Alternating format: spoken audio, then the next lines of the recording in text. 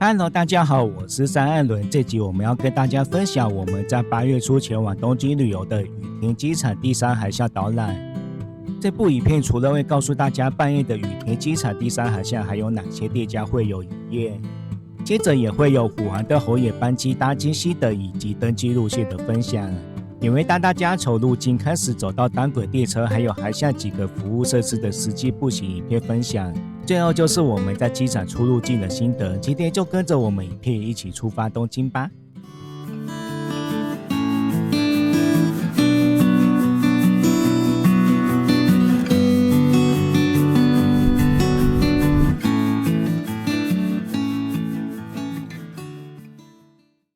影片開頭，岸倫還是先預告一下，我們這系列未來會推出的幾部影片，會有澀谷觀光巴士，還有東京車站、原宿、周野、盤場、池袋的分享，以及還會有麻布潭之丘以及澀谷石幹的遊記，然後也會有我們東京當天來回嬉戲的長岡花火大會遊記。有興趣的朋友們，歡迎可以先訂閱我們頻道，追蹤未來的遊記影片。在這系列的上一集，我們也跟大家分享了山手線的大走山圈生活驚人、美食餐飲還有民宿開箱，有興趣的朋友們晚點也可以來看一下。首先我們出發這天是在桃園機場單程虎航的安 T216 航班，在晚上10點06分的時候辦完登機，還有托運好行李。那像虎航續程只要一個人加碼20公斤行李，托運就沒有限制件數了，只要加起來不要超過20公斤就可以了。你也剛好哎。像我們這次2個人2個托運行李箱都個別只有10公斤。如果想要填飽肚子的朋友，在桃園機場的第1航廈3樓安檢前會有摩斯漢堡，現階段都是24小時營業的。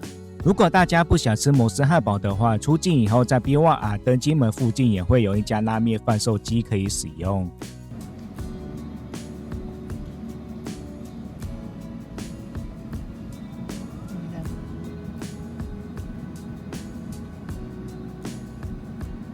這天我們做完安檢出境以後，虎航的登機門在 B1R 也是在第1航廈的最裡頭，所以還需要走一段路才會到登機門，然後還要再轉接駁車前往飛機，所以大家要抓準時間拿到登機門。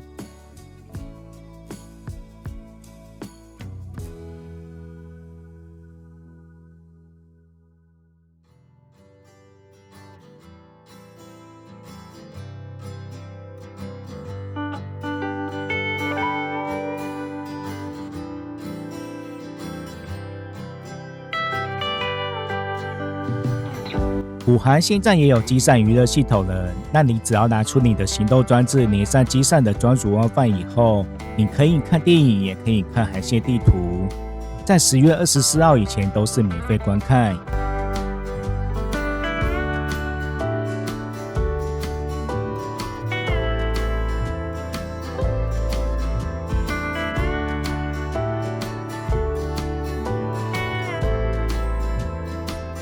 在飛機上也有手機平板架可以放在上面觀看，然後也要記得，只要上了飛機，全程都是不能使用行動電源的，然後也不能把行動電源放在頭頂的置物櫃。接着這天我們是凌晨4點40分抵達羽田機場第3航廈，但那現在下了飛機大概要先走個10分鐘才會到入境審查。如果跟我們一樣是申請 VJW 的話，要準備好 VJW 的 QR code。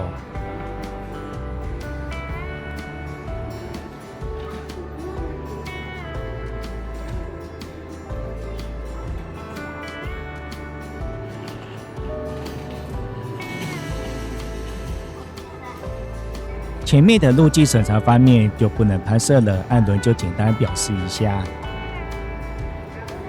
現在首先我們要走萬國人的排隊動線，然後自行操控機台，打開 VJW 的 QR code， 將 QR code 在機器上完成掃描。接着再翻開有照片的頁面，掃描護照。接着會要求掃描2手的食指，最後就是看攝影機照相。照完相以後，接着完成海關申報，回答方式就跟申請 VJW 的時候一樣，回答問題就可以了。全程螢幕上文字都是顯示中文的，所以不要太擔心。接着按完機器，螢幕會告訴你要走哪一個通道，會用 ABCD 其中一個英文字母來呈現。這個英文字母先記起來，因為等後面拿完行李要按照這個英文字母走動線。接着按完機器就繼續按照排隊動線走人工櫃檯，把護照交給移民官蓋入記章，就完成了最後的入境審查手續了。入境完成以後走出來就是行李領取，這裡就不要再走很多路了，20秒鐘以內就能走到。一定要記得拿到行李的時候，記得要確認100%是自己的行李，千萬不要拿到別人的行李咯。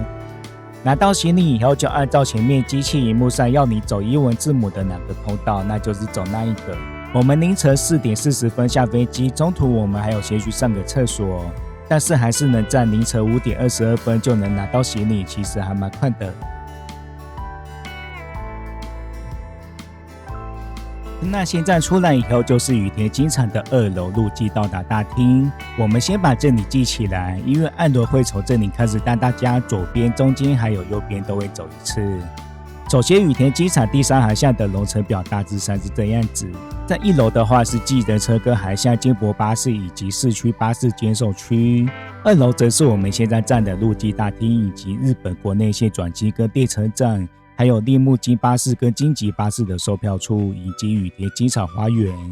3樓就是回國的出境大廳，4樓是餐廳跟商店街，最後5樓是觀景台跟商店街。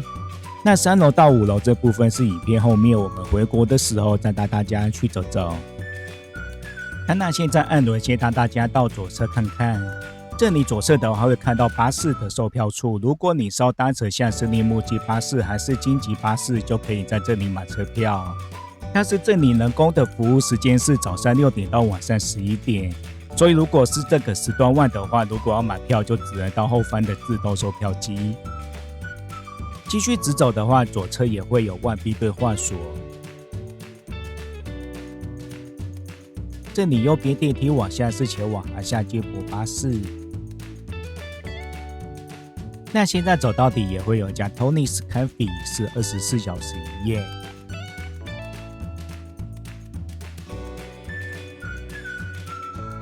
那現在我們回到前面，現在這裡會看到右邊有個國內轉機的路標，那我們就去右邊看看。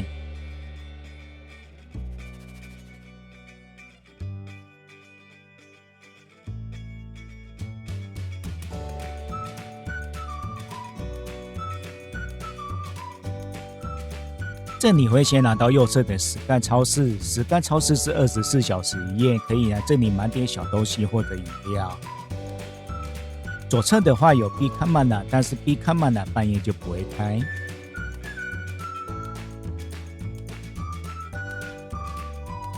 然後這裡我們路過 B 卡曼納，繼續往前面走。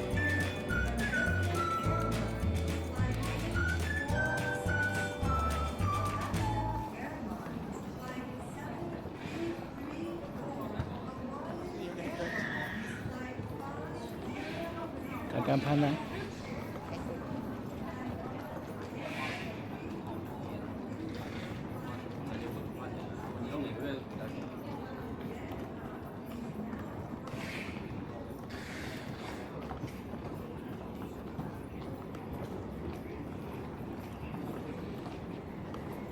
接着這裡是國內線櫃檯。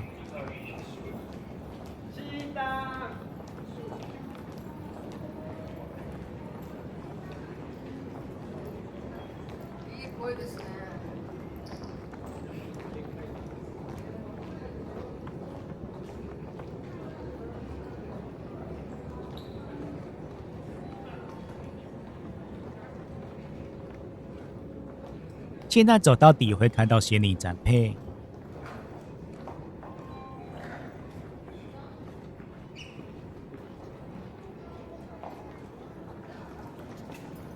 在行李展配的右邊旁邊是消恩路，也就是淋浴間，如果有需求的朋友們可以來使用。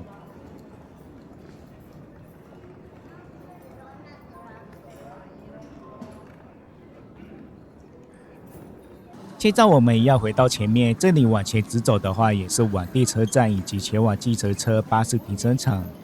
那按輪就帶大家慢慢走。現在右前方這裡是觀光服務中心。接着我們再往前走，旁邊也就是前面提到的巴士自動售票機。你如果知道在這裡如何購買票券的話，就可以來這裡按機器購買。那或者你是半夜抵達羽田機場人工的巴士售票處沒有營運的話，也就只能來這裡按機器購買。那我們現在左轉走過來這裡的話，就是資訊台。那現在我們這對資訊台往右邊的話是京急電車。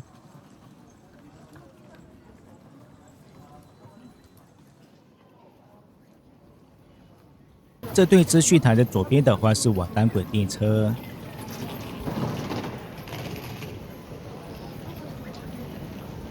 那接下來不論你是要單乘單軌電車還是單乘京急電車，兩邊都可以前往山手線站的車站，就看大家的第一站要去哪裡。那現在我們就拿左邊的京急電車來舉例。單乘京急電車可以坐到品川站轉山手線，然後就看你的目的地要選擇坐往哪一站，然後在品川車站要轉內環線還是外環線。艾倫在這裡舉兩個例子，第一個假設我們要從品川轉山手線前往新宿或者澀谷，那就是到品川車站以後單乘往澀谷新宿方向的外環線。第二個，如果要從品川轉山手線前往東京跟上野的話，那就是到品川車站以後單乘往東京上野方向的內環線。如果你看到品川車站會不曉得到底要內環線還是外環線，沒關係，就用 Google 地圖導航也會教你要坐哪一條線。接着右邊的單軌電車則是坐到濱松町車站一樣能轉山手線，然後跟前面提到的一樣，看你的目的地是要前往哪個車站，然後決定要坐內環線還是外環線前往目的地。然後如果你的第一個目的地不是山手線上車站的話，而是日本橋、淺草或者鴨上，也就是晴空塔附近的朋友們，如果你們的第一個目的地是這3個車站的話，那我们可以單乘京急電車，可以直接直達這3個車站，會是優先首選。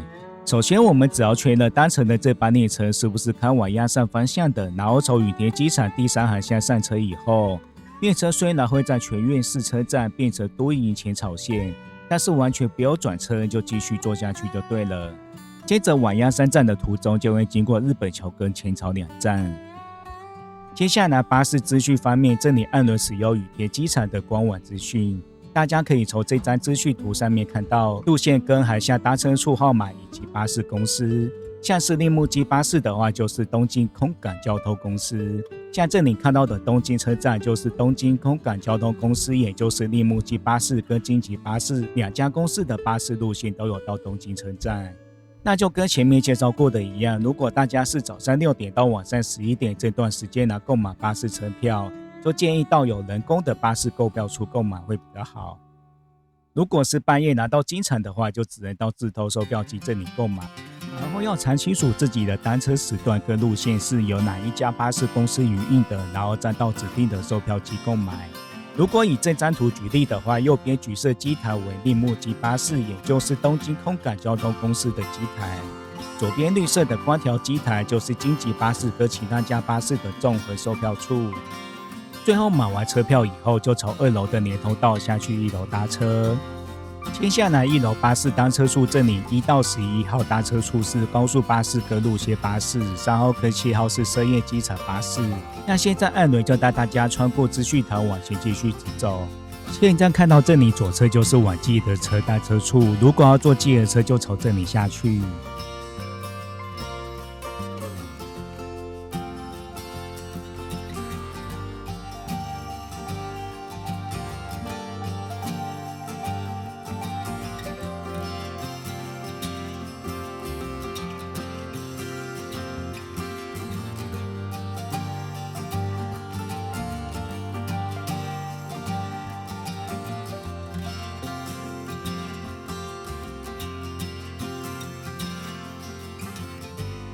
接着這裡2側是通往巴士搭車處，要搭乘巴士的朋友們就從這2側下去。再來前面是往團體巴士的候車處，還有羽田機場花園。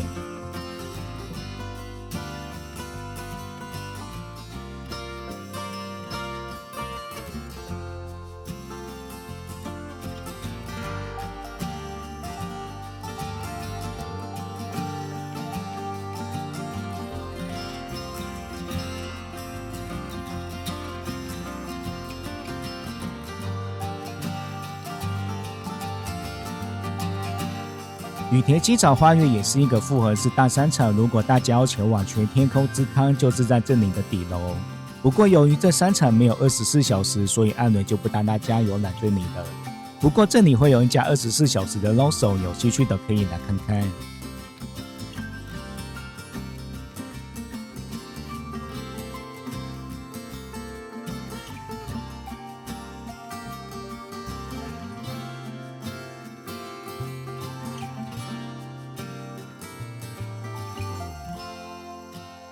積極電車外面也都會有單程路標，大家方向不要搭錯就可以了。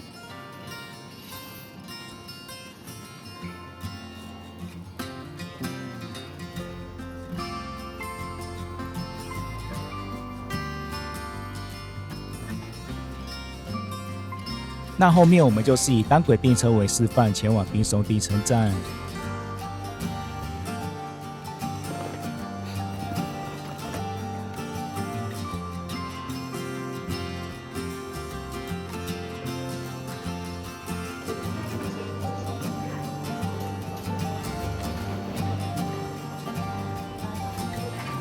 那現在進站以後，就沿着路標指示上去月台等車就可以了。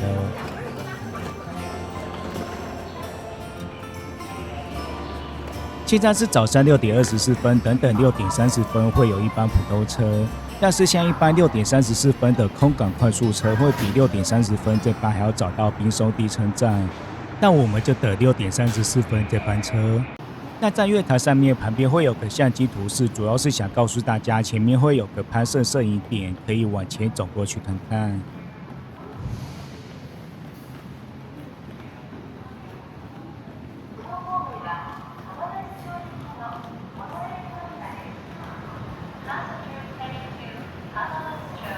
不過可惜的是，現在天氣不好，拍攝起來就還好。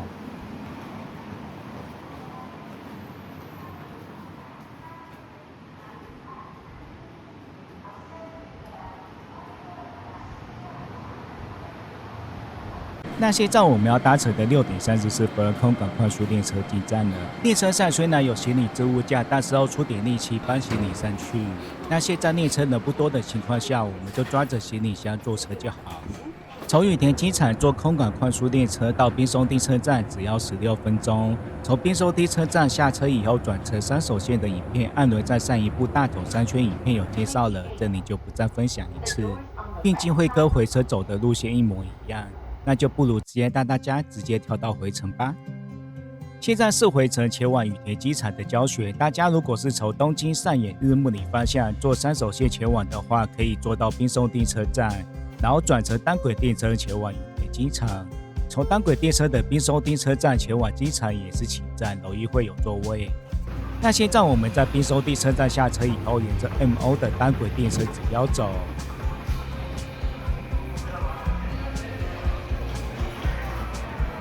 然後看到這排置物櫃往右轉，這裡艾倫要第一個解說一下，左側這裡就是往單軌電車方向，右邊這台電梯則是到山手線的月台。所以如果大家是從羽田機場坐單軌電車過來濱松地車站，然後要轉山手線前往東京上野方向的話，就會從左側這裡走出來，然後搭乘這部電梯下去山手線月台就可以了。那我們就繼續前往單軌電車站，在前面我們要拿出安心卡準備出站。在這裡我們要刷一次安心卡，除了會完成從山手線上車站坐過來濱松地車站的車資付款，然後也會同時完成單軌電車的進站步驟，等到機場再刷卡出站就可以了。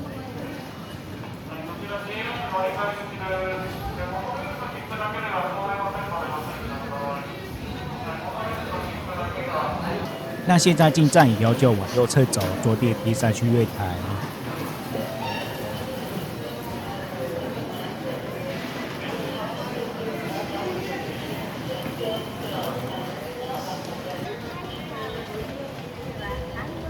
這裡拍攝按鈕會小斷一下，因為現在晚上11點28分，剛好有一班車是11點30分要發車，如果錯過這班就要再等15分鐘，所以按鈕就隨便拍攝一下。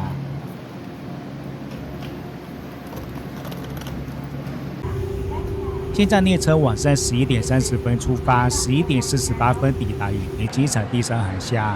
下車以後就一樣照着指標走，前面出站以後就是第三航廈了，非常迅速方便。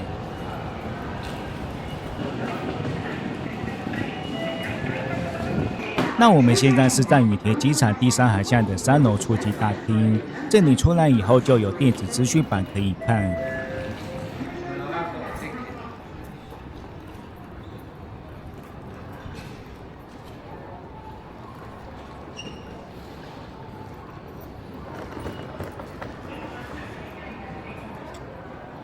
資訊板上面如果還有亮燈的，表示是現在還有開着的設施或者店家。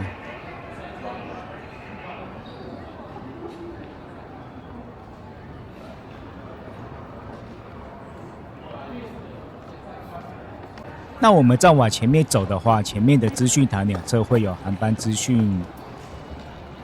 我們等下要搭乘的是凌晨5點25分的台灣5航安 T217航班。同時，下面也會有一班是早上6點的樂桃 MM859航班。那虎航的辦理登機櫃台是在 H 櫃台，樂桃的辦理登機櫃台是在 C 櫃台，在不同的兩邊，等等我們再去看看。那現在時間都還早，所以也都還沒有開始辦理登機。這裡我們往前看就能看到出發口，現在晚上12點了，人潮還是很多。那我們就先看看右側，右側的話是 A、B、C、D、E 櫃台，前面看到的樂桃是在 C 櫃台。那就是要來西櫃台這裡。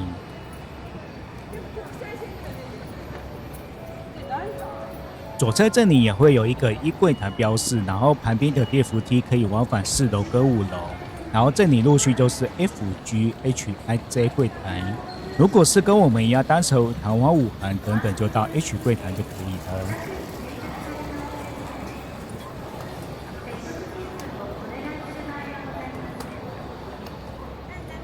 然後現在拍攝的這裡就是樓上4樓的江湖小路。如果你想要找個地方坐着等待，然後觀察 H 櫃台開始辦理登機了沒，坐在這裡隨時觀察就很方便。那我們現在就回來 A 到 E 櫃台的這一側，這一側這裡會有個打卡景點，也就是會有很大一隻的哥吉拉。這次哥吉拉會展示到今年12月底，有機會的朋友們都可以來看一下。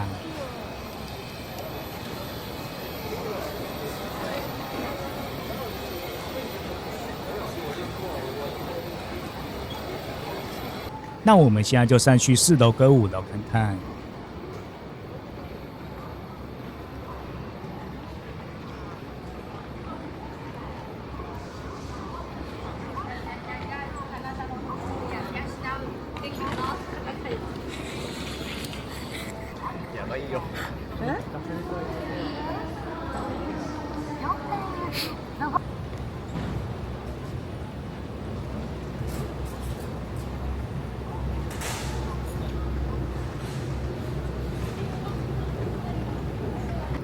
现在上來4樓以後，這裡右側還是看得到哥吉拉，可以換一種角度拍照。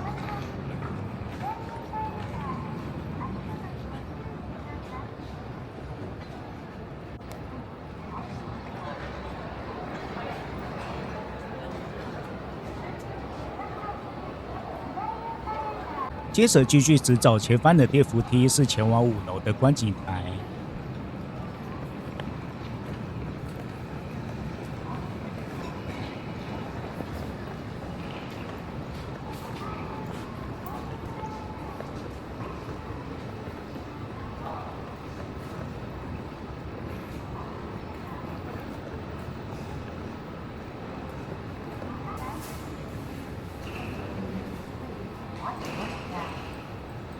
然後在電扶梯的兩側就是江湖小路，白天的話這裡都會有很多店家營業。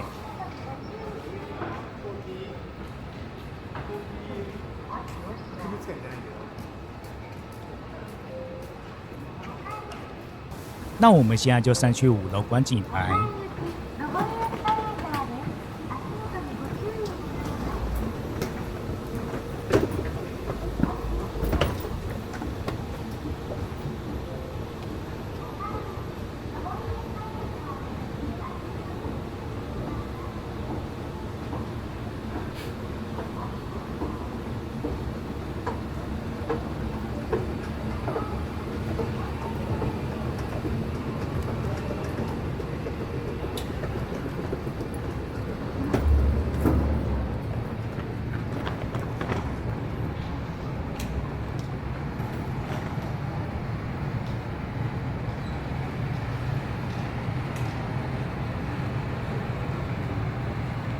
現在這裡左邊這裡的商店街，除了有廁所，也可以通到羽田日本橋。晚點我們再去看看。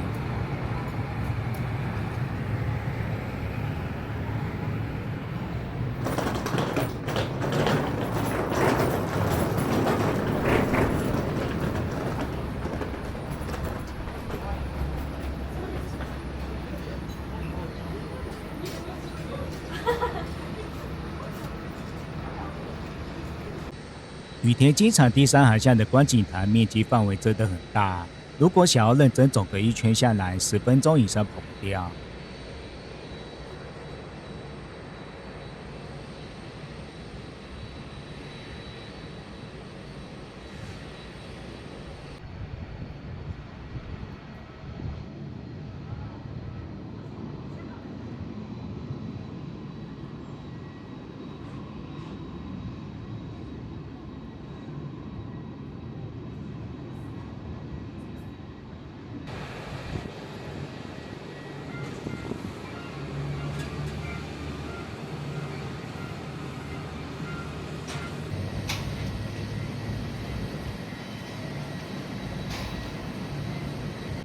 那現在我們就走回去5樓室內。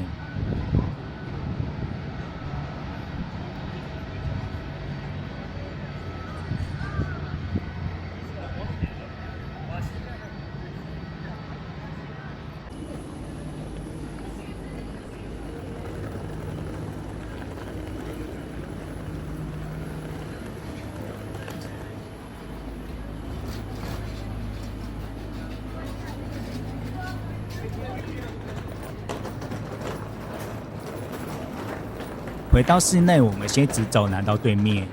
這裡的商店街也會有一家唐吉訶德，但是只會開到晚上10點。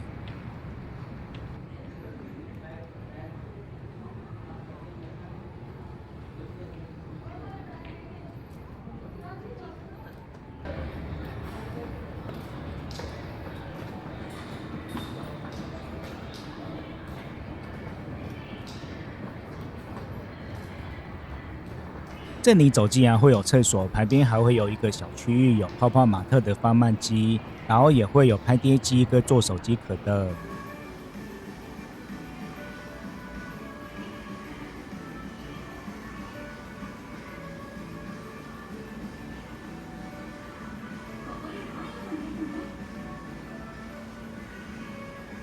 那我們現在就回頭走回去拍攝觀景台入口旁邊的商店街。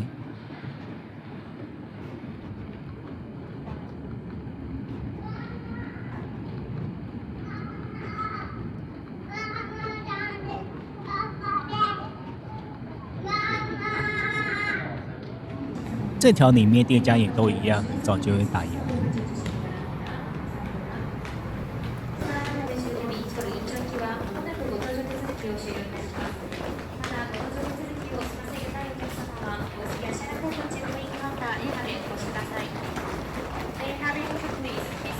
那在這裡會有一家咖啡廳，然後也有一家專賣店，會有奇異卡哇、哆啦 A 夢等卡通周邊。再來就是也會有萬代扭蛋店，在扭蛋店旁邊這個路口能走到祭典廣場跟羽田日本橋，我們就走去看看。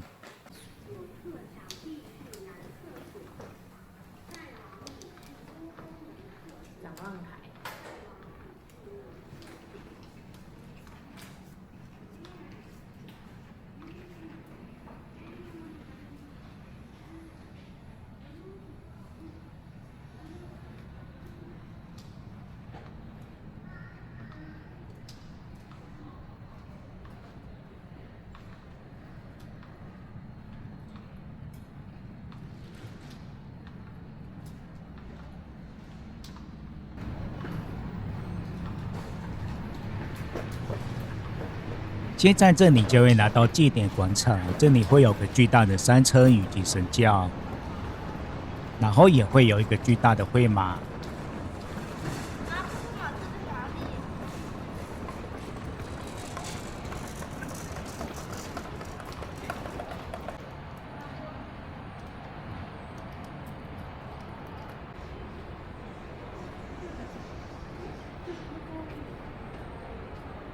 那我們現在就走往旁邊的羽田日本橋。這座羽田日本橋可是使用真正的木頭打造，然後也是參考了17世紀的江戶時代的日本橋原型比例縮小來打造，帶領着旅客從現代的羽田機場走到充滿傳統日本文化的世界。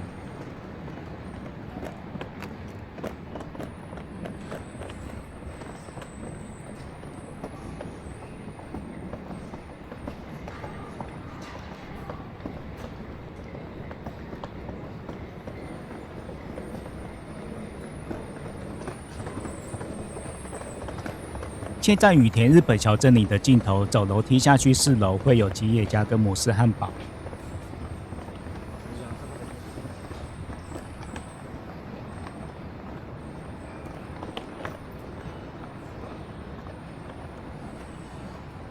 吉野家的話是24小時，但是旁邊的摩斯漢堡目前查詢是星期六才會有24小時，但是旁邊的電子資訊板卻說有營業，所以按倫也是搞不太清楚。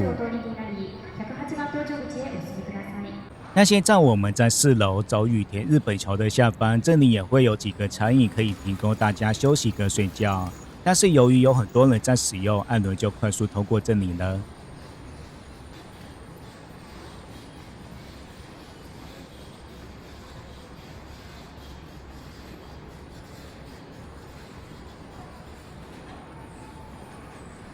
拿到這裡開始就算江戶小路，這裡正下方就是 F 到 H 櫃檯，可以考慮在這裡休息，然後觀察 H 櫃檯的台灣武行開始辦理登機了沒。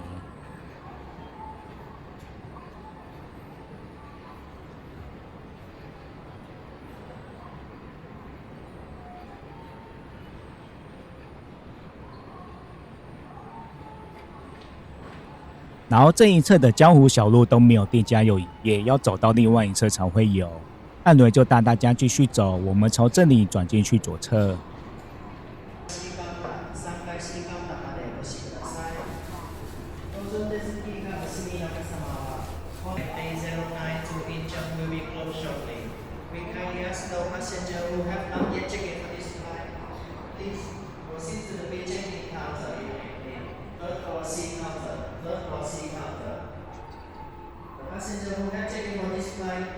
現在這裡走出來，左側這裡就是我們前面上去5樓觀景台的電扶梯。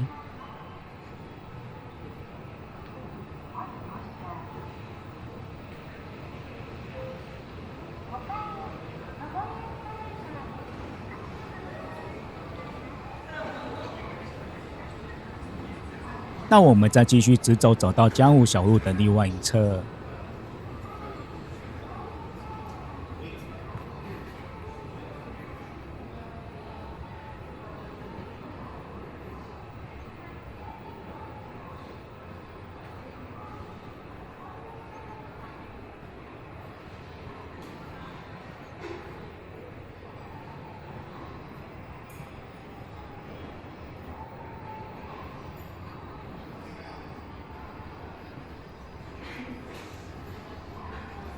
接下來這側走到底會有這家拉麵店，是24小時營業的，也會賣煎餃跟沾麵。晚點我們再回來吃這家。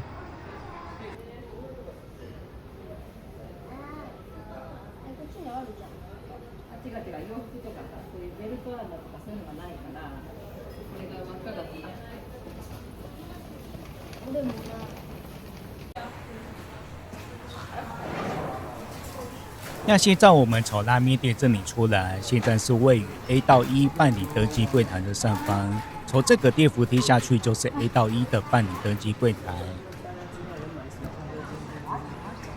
那在電扶梯右側這裡也會有一家是24小時營業，有提供咖喱飯還有熱狗。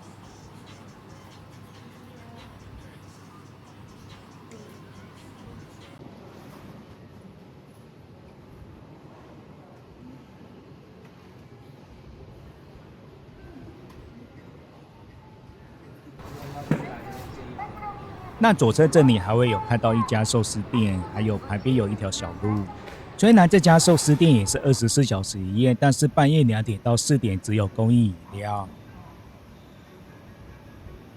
旁邊的小路還會有幾個餐飲店家，但是像這家半夜也就只有賣關東煮跟飲料。再往裡面還會有一家，這家就有提供定食了。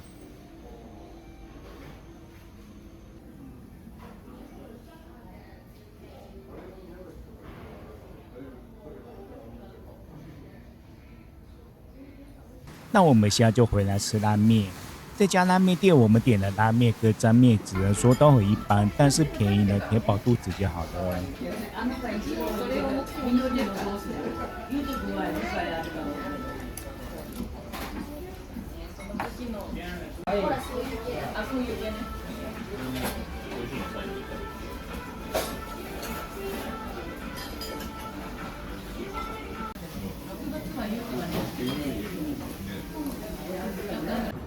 現在吃完拉麵，我們就下去3樓，回到出境大廳。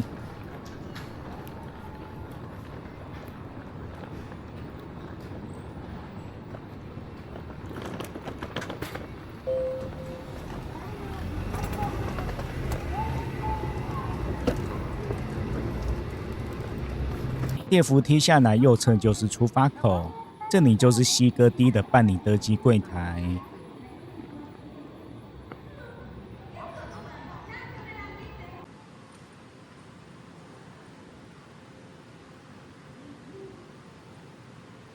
那現在是半夜2點53分，樂桃還沒有開始辦理登機，不過虎航已經開始了，那我們就前往 H 櫃台吧。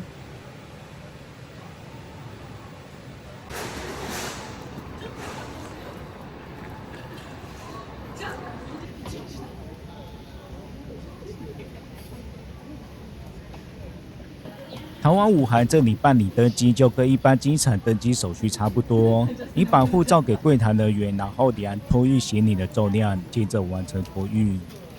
手提行李的規範，大家可以簡單看一下。基本上一個人可以帶2件，然後不要超過10公斤。這裡的話，免稅商品、背包、爆米花筒、殘雨傘都是算1件行李。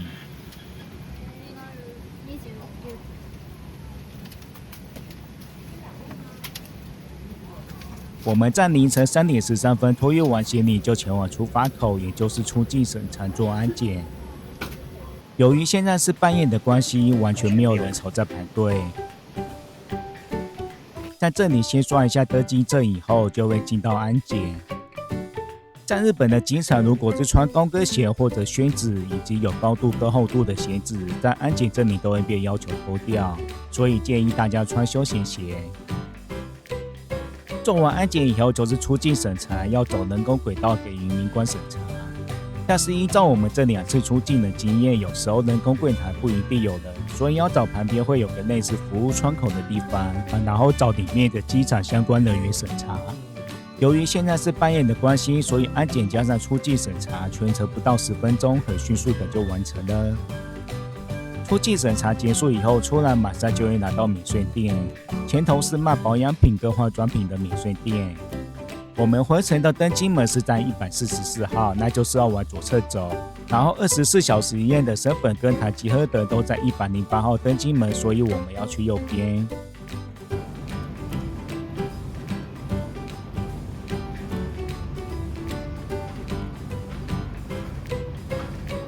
現在這裡往右邊走，這裡會看到線上選貨的櫃台，然後這裡還會有一家免稅店，會賣伴手禮還有菸酒的。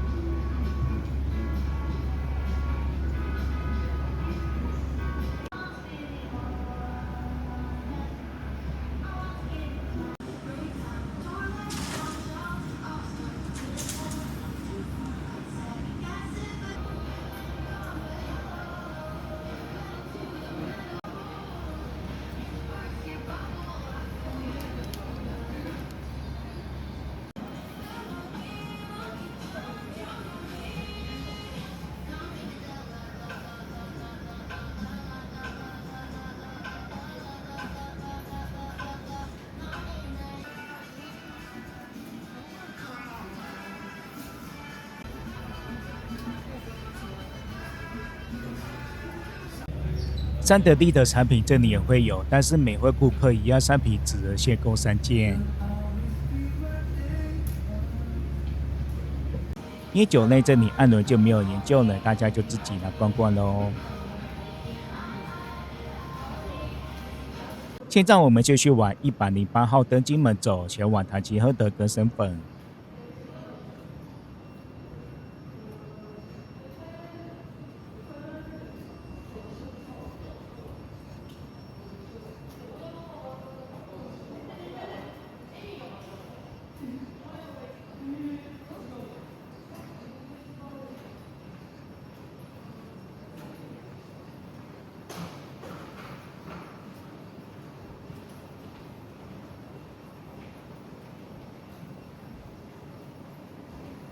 那我們現在走到唐吉訶德跟身份，唐吉訶德小小一間，但是伴手禮種類也多，還是可以讓他們喜歡的。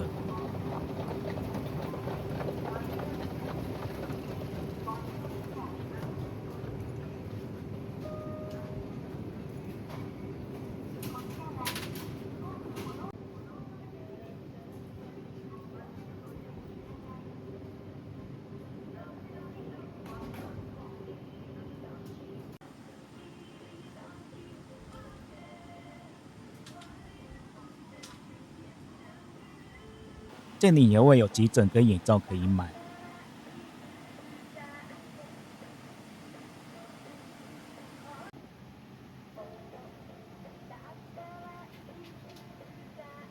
今天有看到冰冰的。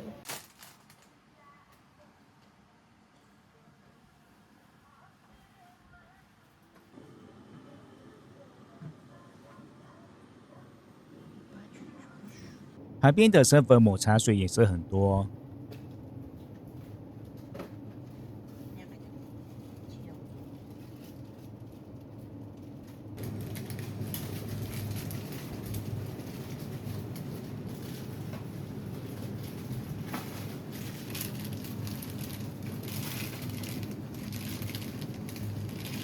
水晶晶產品這裡也會有，然後也會有一些餅乾類食品。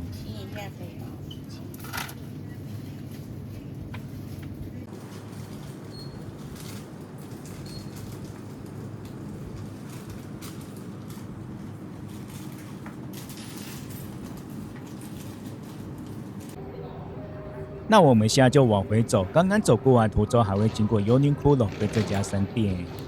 這家看起來有人買一些伴手禮，然後這裡也會有寶可夢。平常白天有來的朋友們都可以來逛逛。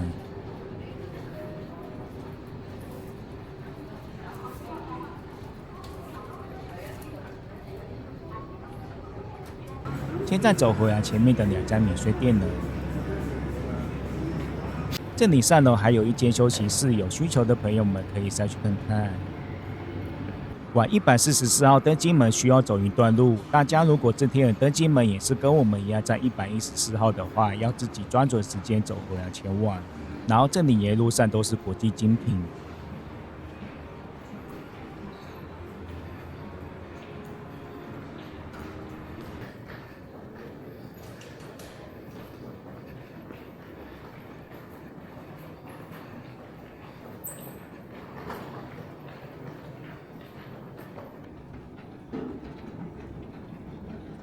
現在過了資生堂右邊會有2家餐廳，其中一家16是24小時營業，是賣章魚燒跟炒麵；另外一家則是賣天婦羅的，凌晨4點開始營業。這裡還會有一家看起來也是一家有在賣玩具跟伴手禮的，只能說羽田機場第3航廈白天能逛的免稅店真的很多，所以大家要做好功課才不會來不及逛。這裡還會有一家六里社，也是賣沾麵跟拉麵的，從凌晨4點開始營業。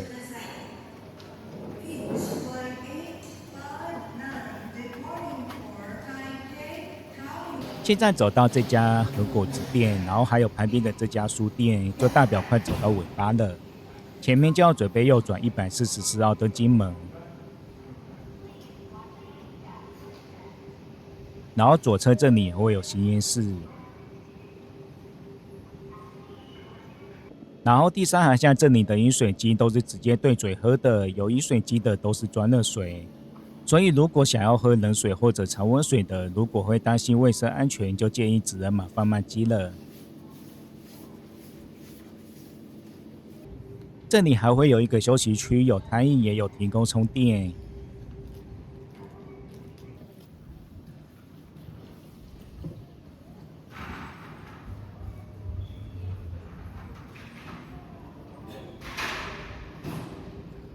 然後在這附近留意一下，還會有一台寶可夢自動販賣機，會賣一些小吊飾跟玩偶。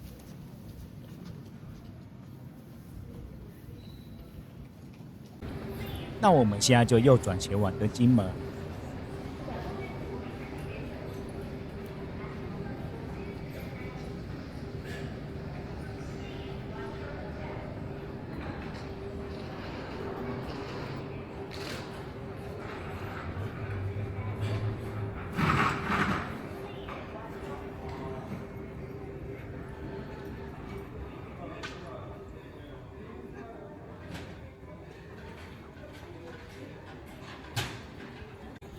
這裡還會有其他販賣機，如果這裡沒有喜歡的商品，等下去144號登機門還會有其他販賣機。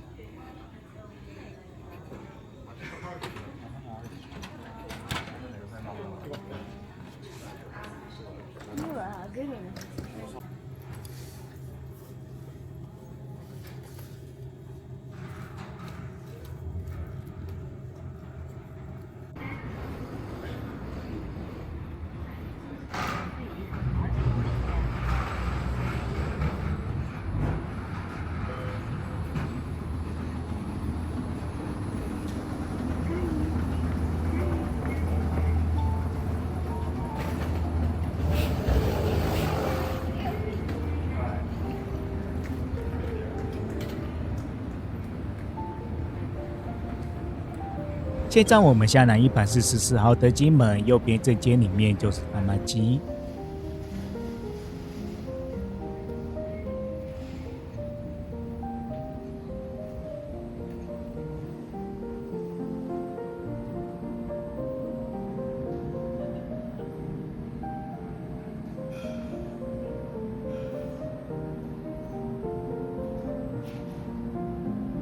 這天的班機有點延誤，所以現在早上5點半了，我們才準備要登機。不過天色已經亮了，有機會看得到富士山。那從台灣坐飛機到東京，如果想要看到富士山，就是左去右回。去程飛往東京的時候要選左邊的座位，回程飛往台灣的時候要選擇右邊的座位。不過去程如果跟我們一樣是紅眼班機的話，那晚上其實也看不到富士山，所以也就不要將價滿座位了。那像我們現在回程，如果想要看到富士山，那就要將價選擇右側的座位。飛機從羽田機場起飛以後，大約前10分鐘到30分鐘，中間的這段時間就要隨時留意窗外。現在夏天富士山就不會有積雪，但是還是很明顯、很壯觀、很漂亮。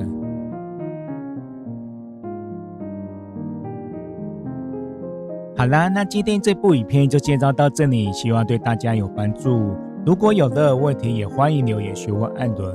那如果覺得這部影片對你有幫助的話，也希望你可以按個讚，然後訂閱我們頻道，成為我們做影片的原動力。感謝大家，那我們下部影片再見。